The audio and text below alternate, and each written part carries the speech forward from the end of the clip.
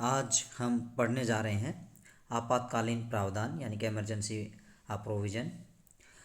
राष्ट्रपति को जो आपातकालीन शक्तियाँ या इमरजेंसी पावर दी गई है उनका जिक्र हमारे संविधान में कर 352, 56 और 60 आर्टिकल में कर रखा है। तो उसके बारे में हम आज पढ़ने जा रहे हैं और आपको एक्स्ट्रा नॉलेज भी मिलेगी, इसलिए आप अपना पेन कॉपी लेके साथ बैठे ताकि एक्स्ट्रा नॉलेज को आप अपनी कॉपी के अंदर राइट डाउन कर सके।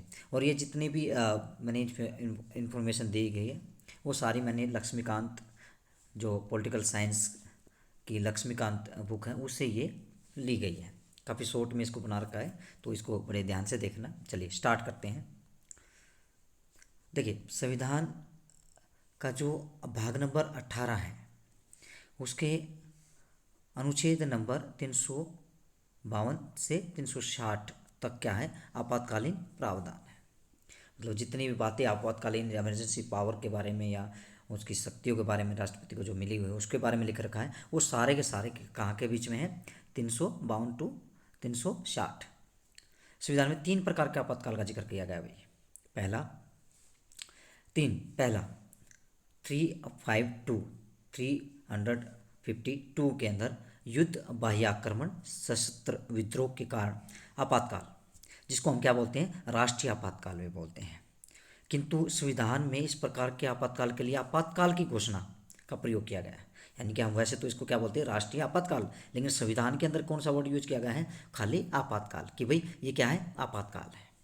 ठीक है। नेक्स्ट देखिए, नेक्स्ट में क्या कहते हैं, राज्यों में संवैधानिक तंत्र, यानी कि जो राज्य सरकार है वो अपना काम ढंग से नहीं कर पा रही है या केंद्र ने उसको कोई आदेश दिया है उसको विफल है वो काम करने में, तो उसकी विफलता के कारण भी आपातकाल लगता है, जिसको हम क्या बोलते हैं, राष्ट्रपति शासन बोलते हैं। अनुच्छेद 356 के नाम से जाना जाता है। इसे अन्य नामों से भी जाना जाता है, जैसे राज्य आपातकाल, संवैधानिक आपातकाल। क्यों, राज्य के अंदर लगता है, पर्टिकुलर एक राज्य के अंदर ये लग सकता है, एक से ज़्यादा भी लग सकता है एक समय में।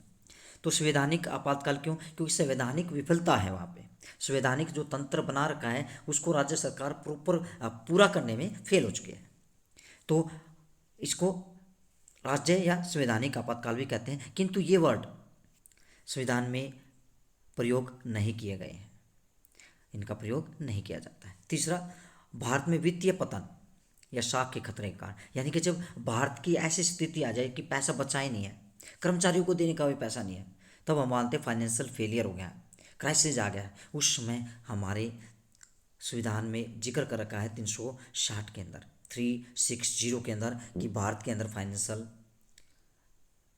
आपातकाल भी लग सकता है, इमरजेंसी लग सकते हैं। चलिए वन बाय वन इनके बारे में पढ़ाई स्टार्ट करते हैं। चलिए, पहला राष्ट्रीय आपातकाल। राष्ट्रीय आपातकाल घोषणा का आधार, जिसे आपातकाल भी बोला जाता है, घोषणा।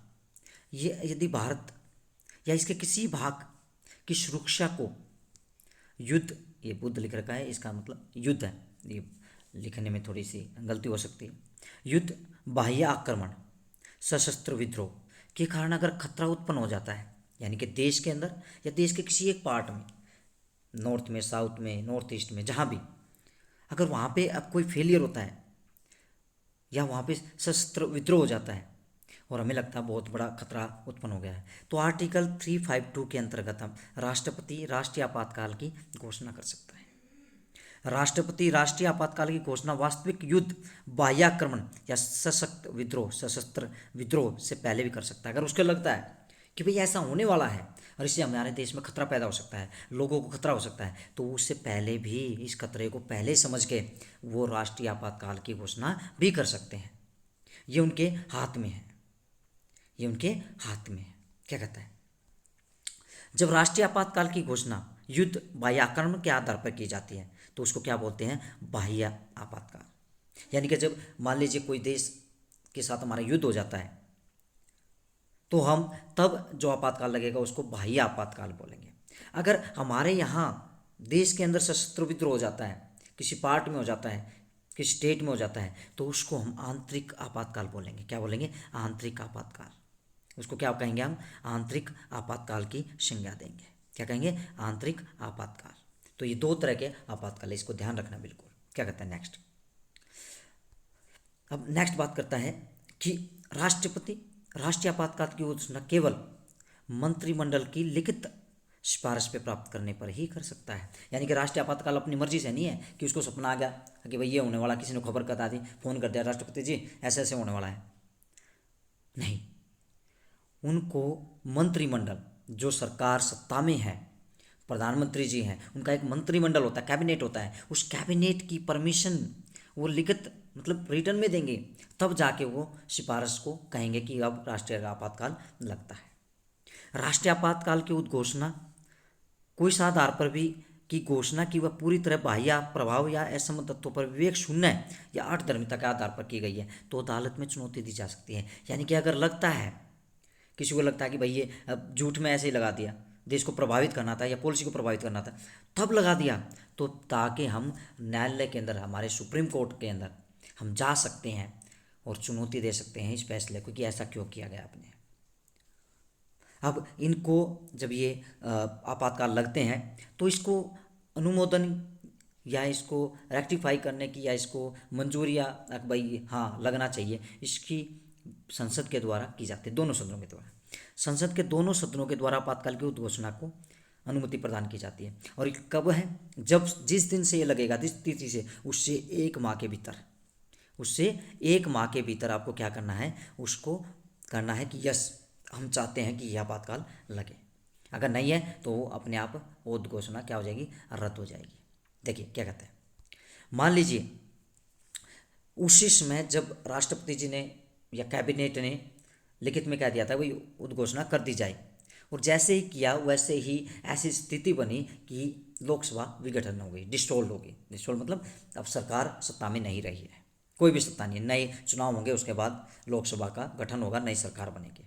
तो उस स्थिति में क्या होगा कि ऐसा हो जाए, विघटन हो जाए, तो लोकसभा का विघटन होने से 1 माह के समय बिना उद्घोषणा के अनुमोदन के हो जाए। यानी कि मान लीजिए 5 तारीख को आपकी ये लिखित में दिया कि भाई राष्ट्रपति जी ऐसा ऐसा कर लीजिए, उन्होंने अनाउंसमेंट कर दी भाई राष्ट्रीय आपातकाल लगता है, और जैसे ही ये हुआ तो कुछ दिन बाद उनको, मतलब 1 महीना ही हुआ था जब उनको करना था कि भाई हम इसको अनुमोदन करते हैं, यानी कि हम उद्घोषणा करते हैं कि ये सही चीज़ है, इसको आगे लागू किया जाए, उससे पहले ही वो डिसोल्व होगी, लोकसभा भंग। तो ऐसी क्या होगा, जब भी चुनाव होंगे और चुनाव होते ही जैसे ही पुनः गठन होगा, नई सरकार बनेगी, नई लोकसभा की बैठक होगी, पहली बैठक, उसे 30 दिनों के भीतर उसको अनुमोदन करना है, उस पर यस करना है। और इसके लिए एक और कंडीशन है, इसी बीच राज्यसभा ने इसको अनुमोदन किया और राज्यसभा ने यस कर दिया हो कि हाँ भाई लगना चाहिए, तभी लागू है, अदरवाइज नहीं लगेगा। यदि संसद दोनों सत्रों में इसका अनुमोदन हो गया हो तो आपातकाल 6 माह तक जारी रहेगा, और प्रत्येक 6 माह में संसद के अनुमोदन में से अंतकाल तक बढ़ाया जा सकता है। यानी कितने ही साल लगा जा सकता है, पर एक बार में 6 महीने, हर 6 महीने के बाद इसको आगे बढ़ाया जाएगा, और कितने ही दिन तक, कितने ही साल तक इसको बढ़ाया जाए, जब तक हमें लगता है कि खतरा खत्म नहीं हुआ है। नेक्स्ट क्या कहता है, नेक्स्ट उद्घोषणा की समाप्ति, यानी कि इसको समाप्त कब समझा जाएगा। राष्ट्रपति द्वारा आपातकाल की घोषणा किसी भी समय एक दूसरी उद्घोषणा से समाप्त की जा सकती है। यानी कि मंत्रिमंडल कहते हैं कि भाई खत्म कीजिए, तो वो दूसरी अनुप्रस्ताव मिलते ही इसको समाप्त कर देता है। इसको कोई आवश्यकता नहीं है संसद की, राज्यसभा या लोकसभा की कि यस करो आप, नहीं, इसके लिए नहीं। लागू करने के लिए यस करने की जरूरत है, समाप्ति के लिए यस करने की जरूरत नहीं। याद रखना, ये क्वेश्चन कई बार पूछा जाता है।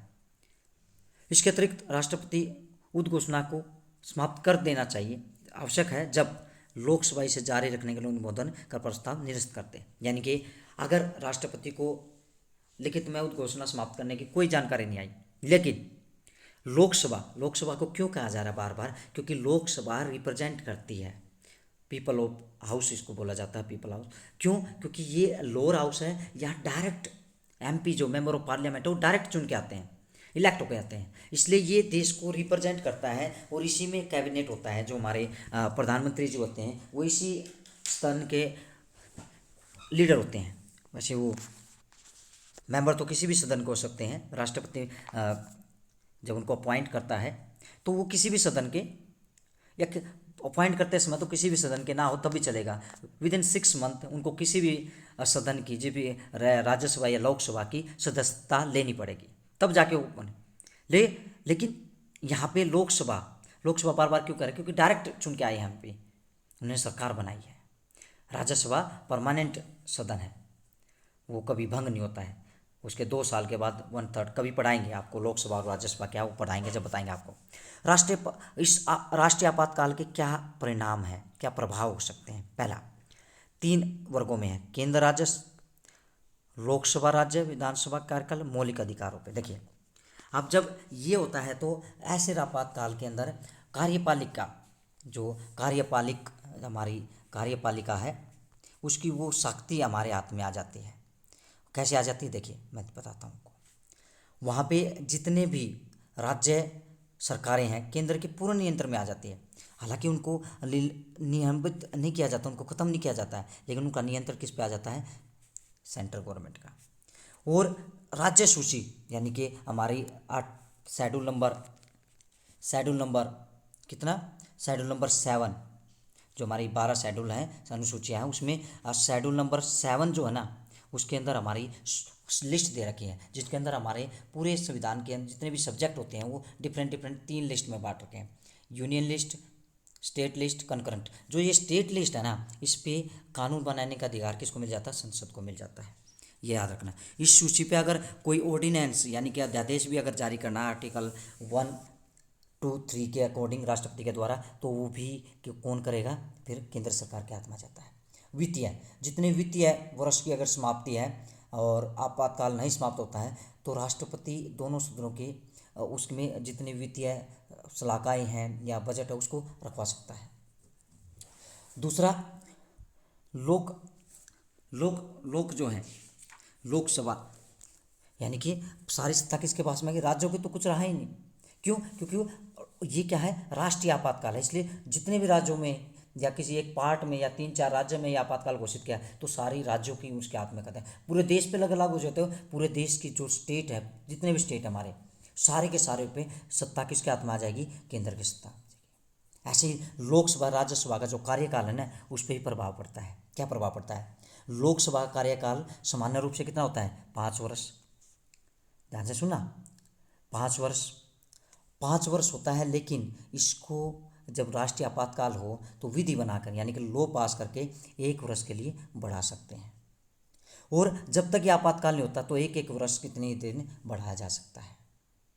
ऐसे हम आगे आगे इसको बढ़ाया जा सकता है।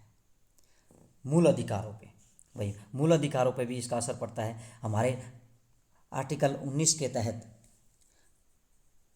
हमारे अधिकार दे रखे हैं, और उसमें भी 6 मूल अधिकार हैं जो अपने आप खत्म हो जाते हैं आर्टिकल 19 वाले। एक आर्टिकल ऐसा है जो कभी भी खत्म नहीं होता, वो है आर्टिकल 21, जिसे राइट टू लाइफ बोलते हैं। वो कभी खत्म नहीं होता, याद रखना भाई। चलिए, इतना समझ आ गया, नेक्स्ट चलते हैं। नेक्स्ट, राष्ट्रपति शासन भाई। अब पहला हमने पढ़ा था राष्ट्रीय आपातकाल, दूसरा है राष्ट्रपति शासन। 356 अनुच्छेद 355 को केंद्र इस कर्तव्य के लिए विवश करती है कि प्रत्येक राज्य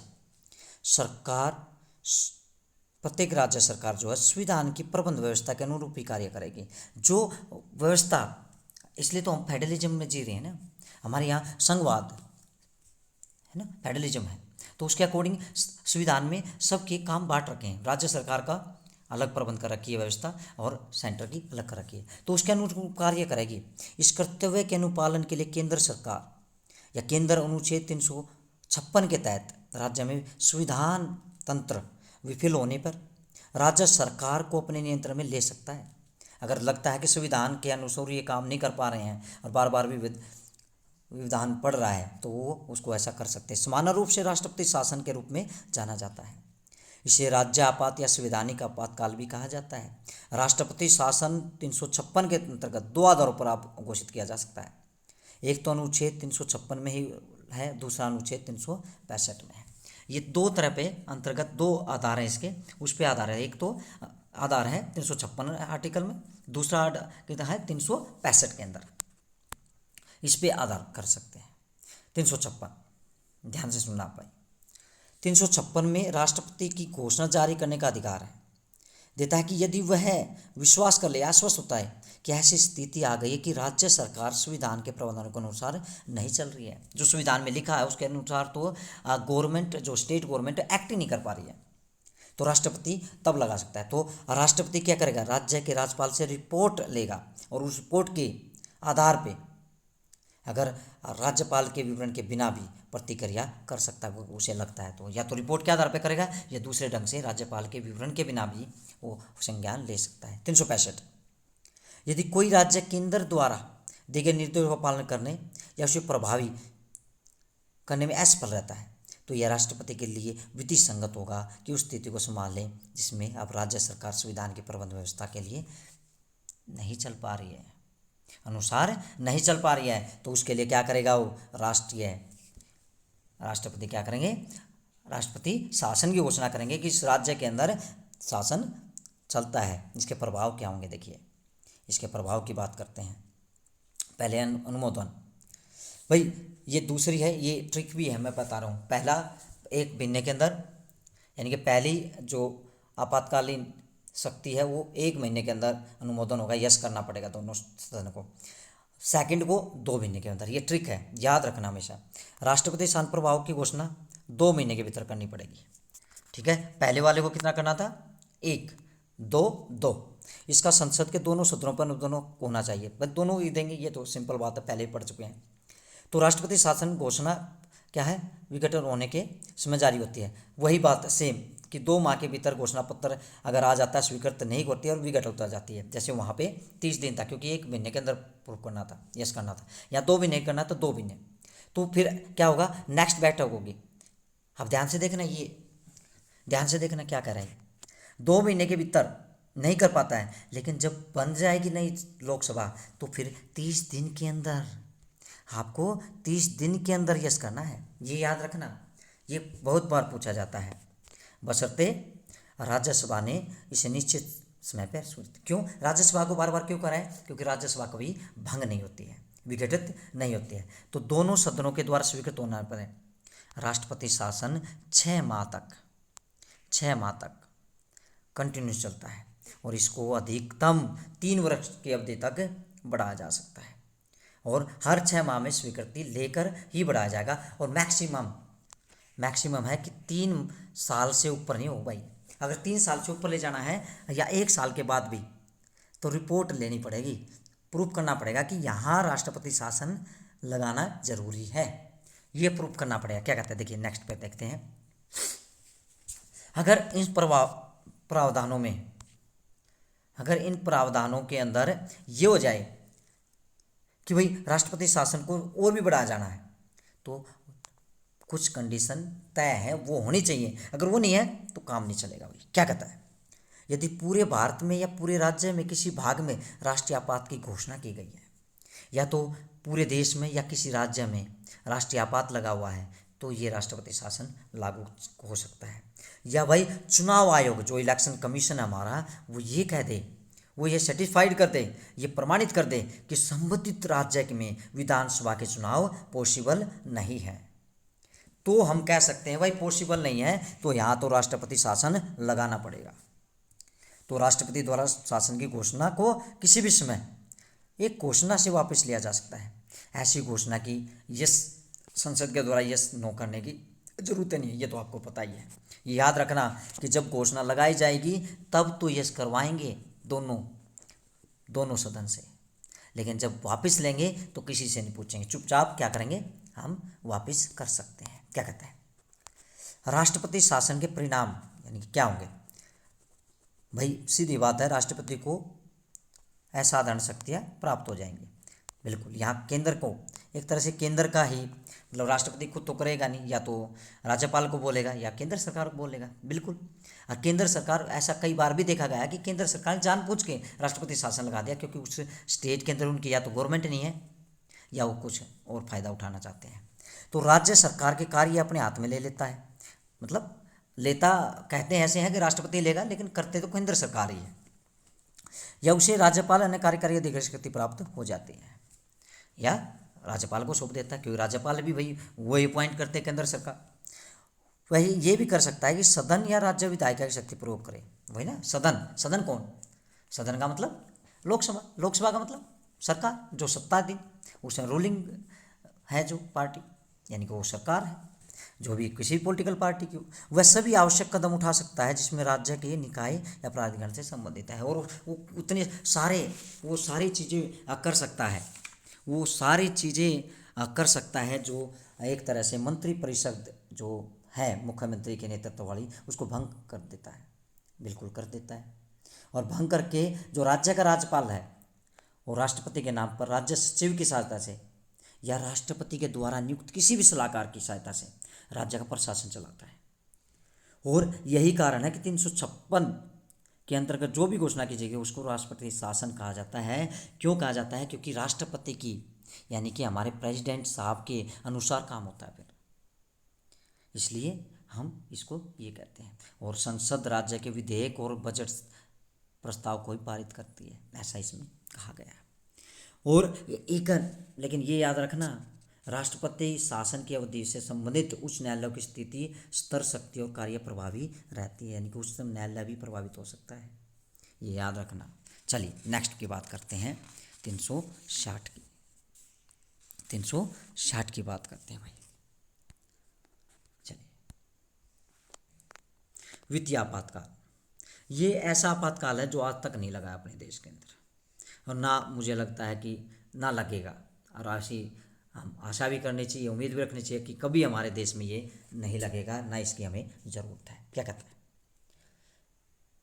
अनुच्छेद 360 राष्ट्रपति को वित्तीय आपातकाल घोषणा करने की शक्ति देता है यदि वह संतुष्ट हो कि ऐसी स्थिति उत्पन्न हो गई है भाई, जिसमें भारत तथा उसके किसी क्षेत्र को वित्तीय स्थिति अथवा प्रत्यतः खतरे में है। यानी कि अगर उनको लगता है कि भाई ऐसी स्थिति आ गई है कि यहाँ तो देश चलाना आसान नहीं है, तो उस समय में राष्ट्रपति कह सकता है ये फाइनेंशियल फेलियर है और यहाँ पे हम 360 के तहत वित्तीय आपातकाल की घोषणा करते हैं। अब ध्यान से सुना, 38 में जो 38वां कॉन्स्टिट्यूशन अमेंडमेंट था, संविधान संशोधन था, उसमें 1975 में कहा गया कि राष्ट्रपति की वित्तीय आपातकाल की घोषणा करने की संतुष्टि अंतिम और निर्णायक है, इसे किसी कोर्ट में नहीं चैलेंज किया जा सकता।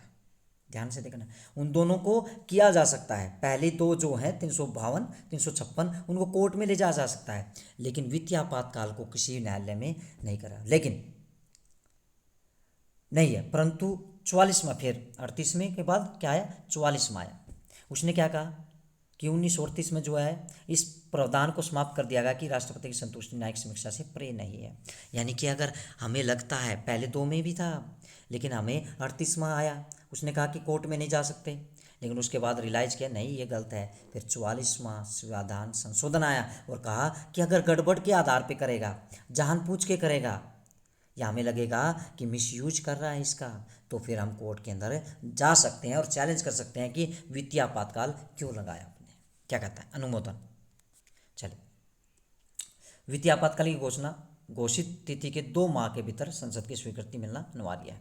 अब याद रखना, पहली 352 1 महीना, बाकी दोनों 2-2 महीना, याद रखना अनिवार्य है भाई। और एक बार में यदि संसद के दोनों सदनों से इसे मंजूरी प्राप्त हो जाए तो याद रखना इस आपातकाल को अनिश्चित समय के लिए, अनलिमिटेड टाइम के लिए प्रभावी कर जाता है, जब तक वापस ना लिया जाए तब तक इसको लगाया जा सकता है, तब तक लगाया जा सकता है। और ये 2 बातें इंगित करता है। क्या कहता है? देखिए, जब तक संसद के दोनों सदन मंजूरी दे दें आपातकाल निश्चित काल के लिए प्रभावी रहेगा। ऐसे 2 बातें इंगित होती है, पहला इसकी अधिकतम सीमा निर्धारित नहीं है, पहला कोई सीमा निर्धारित, उनमें सीमा है। दूसरे वाले में तो 3 साल के बाद बताना पड़ेगा, 1 साल के बाद कि क्या करना है। उसको अनलिमिटेड टाइम तो बढ़ा सकता है, लेकिन हर 6 महीने के बाद रिवाइव करना पड़ेगा, भाई बताओ यस करना है नो करना है। लेकिन इसको एक बार कर दिया तो उसके बाद चलता रहेगा। दूसरा, इसे जारी रखने के लिए संसद की पुनः मंजूरी आवश्यक नहीं, वहाँ पे है, उन दोनों में है। और इसके प्रभाव क्या रहेंगे? निर्देश देगा, वेतन में कटौती, केंद्र का क्या कर सकता है। देखिए, अगर वित्तीय आपातकाल लगता है तो केंद्र क्या है, अपनी किसी भी राज्य को वित्तीय संबंधी सिद्धांतों का पालन का निर्देश दे सकता है। वो कह सकता है कि ऐसे करो, फाइनेंशियल के लिए, पैसा बचाने के लिए या पैसा ऐसे कमाने के लिए ऐसा करो। या किसी निर्देश ये भी दे सकता है कि राज्य की सेवा में या किसी वर्ग के स्पेशल एक क्लास को, गवर्नमेंट जॉब वालों को वेतन में कटौती करने के निर्देश दे सकता है। वो कह सकता है कि भाई जितने भी धन विधेयक है, वित्त विधेयक है, उनको आरक्षित रखो, हम चेक करेंगे। और राष्ट्रपति वेतन और भत्तों की कटौती होती है निर्देश जारी कर सकता है केंद्र की सेवा में लेकर सभी और किसी श्रेणी के व्यक्ति को भी, या उच्चतम न्यायालय या उच्च न्यायालय यानी कि सुप्रीम कोर्ट, यानी कि सुप्रीम कोर्ट या हाई कोर्ट के जजों को या उसकी क्लास को भी ऐसा करने के लिए कर सकता है, जारी कर सकता है। ठीक है, तो भाई ये कुछ आपकी इमरजेंसी पावर थी, आपातकाल की शक्तियाँ थी जिनको हमने अच्छे से किया। कोई कमी रह गई हो, कोई पॉइंट रह गया हो तो आप कमेंट में बता सकते हैं हमें। और thank you for watching my videos. इस चैनल को लाइक करें, शेयर करें और सब्सक्राइब ज़रूर करें भाई, और आगे भी बने रहें। धन्यवाद।